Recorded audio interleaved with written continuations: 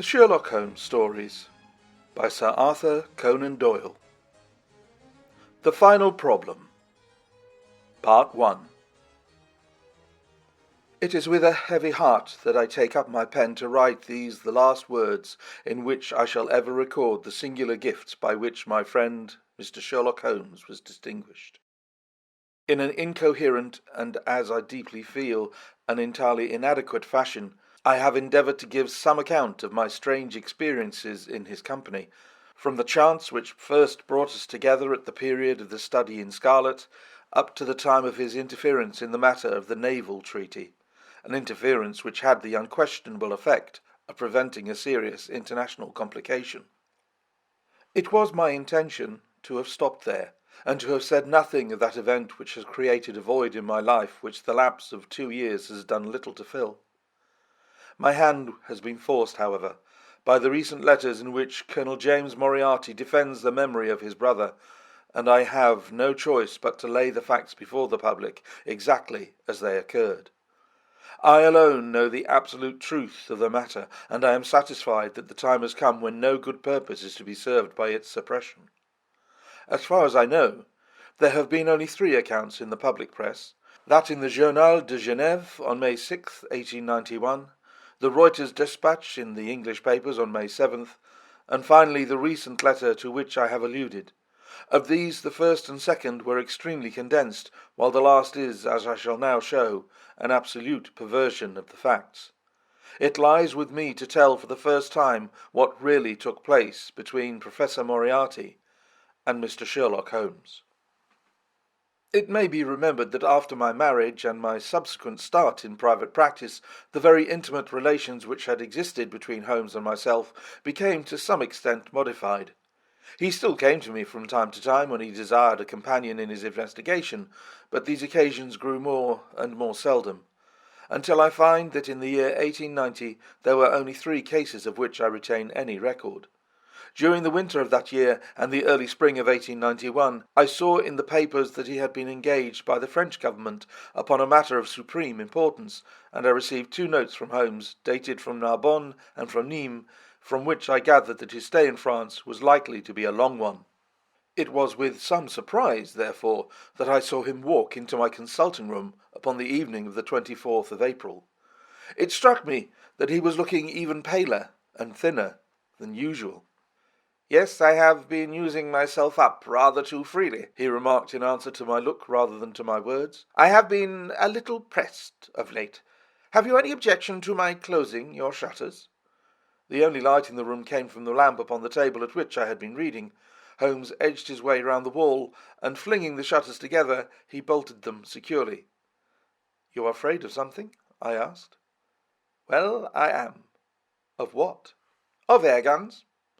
"My dear Holmes, what do you mean?" "I think that you know me well enough, Watson, to understand that I am by no means a nervous man. At the same time, it is stupidity rather than courage to refuse to recognize danger when it is close upon you. May I trouble you for a match?" He drew in the smoke of his cigarette as if the soothing influence was grateful to him. "I must apologize for calling so late," said he, "and I must further beg you to be so unconventional as to allow me to leave your house presently by scrambling over your back garden wall." "But what does it all mean?" I asked. He held out his hand, and I saw in the light of the lamp that 2 of his knuckles were burst and bleeding. "It is not an airy nothing, you see," said he, smiling. "On the contrary, it is solid enough for a man to break his hand over. Is Mrs. Watson in?" "She is away upon a visit." "Indeed. You are alone?" "Quite." "Then it makes it the easier for me to propose that you should come away with me for a week to the Continent." "Where?" "Oh, anywhere. It's all the same to me." There was something very strange in all this. It was not Holmes's nature to take an aimless holiday, and something about his pale, worn face told me that his nerves were at their highest tension. He saw the question in my eyes, and putting his fingertips together and his elbows upon his knees, he explained the situation. "You have probably never heard of Professor Moriarty?" said he. "Never."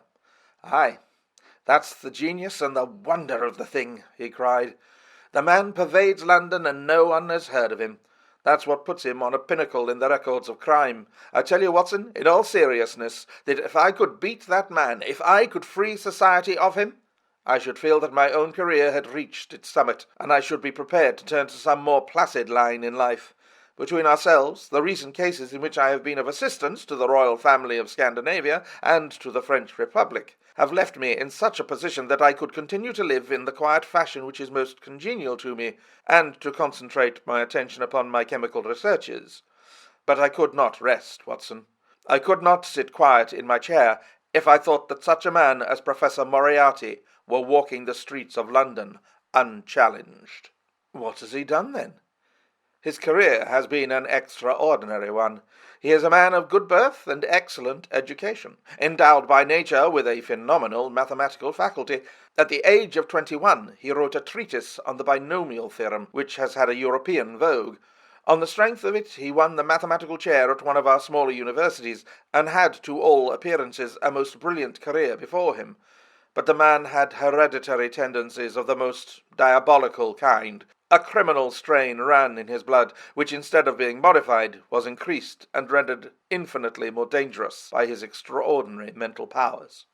Dark rumours gathered round him in the university town, and eventually he was compelled to resign his chair and to come down to London, where he set up as an army coach. So much is known to the world, but what I am telling you now is what I myself have discovered. As you are aware, Watson, there is no one who knows the higher criminal world of London so well as I do. For years past I have continually been conscious of some power behind the malefactor, some deep organizing power which forever stands in the way of the law, and throws its shield over the wrongdoer. Again and again, in cases of the most varying sorts, forgery cases, robberies, murders, I have felt the presence of this force, and I have deduced its action in many of those undiscovered crimes in which I have not been personally consulted. For years I have endeavoured to break through the veil which shrouded it, and at last the time came when I seized my thread and followed it, until it led me, after 1,000 cunning windings, to ex-Professor Moriarty, of mathematical celebrity. He is the Napoleon of crime, Watson. He is the organizer of half that is evil, and of nearly all that is undetected in this great city. He is a genius, a philosopher, an abstract thinker. He has a brain of the first order. He sits motionless, like a spider in the centre of its web. But that web has 1,000 radiations, and he knows very well every quiver of each of them. He does little himself. He only plans, but his agents are numerous and splendidly organized. Is there a crime to be done, a paper to be obstructed, we will say, a house to be rifled, a man to be removed? The word is passed to the professor. The matter is organized and carried out. The agent may be caught. In that case, money is found for his bail or his defense. But the central power which uses the agent is never caught, never so much as suspected. This was the organization which I deduced, Watson, and which I devoted my whole energy to exposing and breaking up. But the professor was fenced round with safeguards so cunningly devised that, do what I would, it seemed impossible to get evidence which would convict in a court of law. You know my powers, my dear Watson, and yet at the end of 3 months I was forced to confess that I had at last met an antagonist who was my intellectual equal. My horror at his crimes was lost in my admiration at his skill. But at last he made a trip, only a little trip. But it was more than he could afford when I was so close upon him. I had my chance, and started from that point. I have woven my net around him until now it is all ready to close. In 3 days, that is to say on Monday next, matters will be ripe, and the professor, with all the principal members of his gang, will be in the hands of the police. Then will come the greatest criminal trial of the century, the clearing up of over 40 mysteries, and the rope for all of them. But if we move at all prematurely, you understand, they may slip out of our hands even at the last moment. Now, if I could have done this without the knowledge of Professor Moriarty, all would have been well. But he was too wily for that. He saw every step which I took to draw my toils around him. Again and again he strove to break away, but I as often headed him off. I tell you, my friend, that if a detailed account of that silent contest could be written, it would take its place as the most brilliant bit of thrust and parry work in the history of detection. Never have I risen to such a height, and never have I been so hard pressed by an opponent. He cut deep, and yet I just undercut him. This morning the last steps were taken, and 3 days only were wanted to complete the business. I was sitting in my room, thinking the matter over, when the door opened, and Professor Moriarty stood before me. My nerves are fairly proof, Watson, but I must confess to a start, when I saw the very man who had been so much in my thoughts, standing there on my threshold.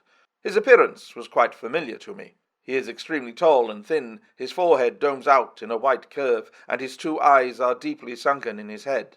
He is clean-shaven, pale and ascetic-looking, retaining some of the professor in his features. His shoulders are rounded from such study, and his face protrudes forward and is forever slowly oscillating from side to side in a curious reptilian fashion. He peered at me with great curiosity in his puckered eyes.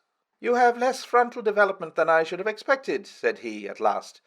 "It is a dangerous habit to finger loaded firearms in the pocket of one's dressing gown."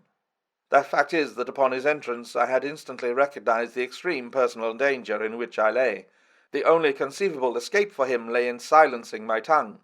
In an instant I had slipped the revolver from the drawer into my pocket, and was covering him through the cloth. At his remark I drew the weapon out and laid it cocked upon the table.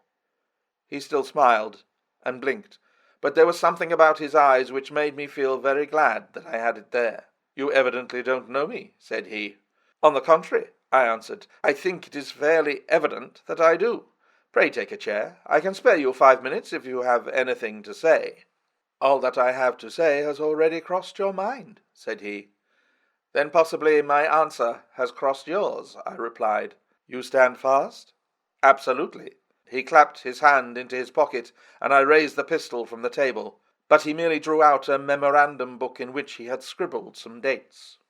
"You crossed my path on the 4th of January," said he. "On the 23rd you incommoded me. By the middle of February I was seriously inconvenienced by you. At the end of March I was absolutely hampered in my plans, and now, at the close of April, I find myself placed in such a position through your continual persecution that I am in positive danger of losing my liberty.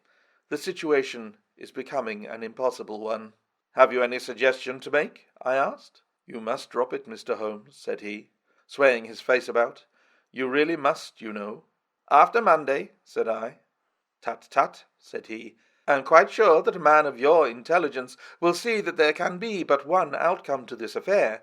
It is necessary that you should withdraw. You have worked things in such a fashion that we have only one resource left. It has been an intellectual treat to me to see the way in which you have grappled with this affair, and I say, unaffectedly, that it would be a grief to me to be forced to take any extreme measure. You smile, sir, but I assure you that it really would."